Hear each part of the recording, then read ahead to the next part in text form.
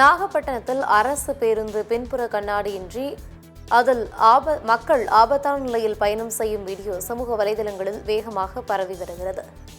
நாகை மாவட்டம் கிழக்கு கடற்கரை சாலையில் வேளாங்கண்ணியிலிருந்து நாகப்பட்டினம் அரசு பேருந்து சென்று கொண்டிருந்தது. பயணிகளுடன் சென்று கொண்டிருந்த பேருந்தின் பின்புற கண்ணாடிகள் முழுவதுமாக நீக்கப்பட்டிருப்பது அதிர்ச்சி ஏற்படுத்தியிருக்கிறது.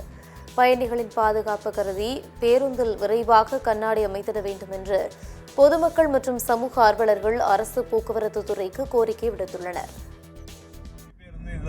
வெயில் அதிகமாயிட்டுன்னு இப்படிதான் கவர்மெண்ட்ல ஏசி பஸ் வச்சிருக்காங்க. பாருங்க அதோட நிலைமைய எப்படி சூப்பரா இருக்கா. அந்த வழி காத்தோட்டமா இருக்கிறதுக்கு இப்படி பண்ணிருக்காங்க. இந்த மாதிரி உங்க ஏரியாவில இந்த மாதிரி பஸ் ஓடுதுன்னா சொல்லுங்க. கவர்மெண்ட்டுக்கு இதெல்லாம் தெரியணும். கவர்மெண்ட் நல்ல திட்டம் தான் பண்ணிருக்காங்க. பின்பக்கம் கண்ணாடி இல்லாம இப்படி ஓட்டுறதுக்கு. சில இடத்துல படி இல்லாம ஓட்டுறாங்க, இங்க கண்ணாடி இல்லாம ஓட்டுறாங்க. பாருங்க, இது வேளாங்கண்ணில இருந்து நாகப்பட்டினம் போற வழியில எடுத்த படம்.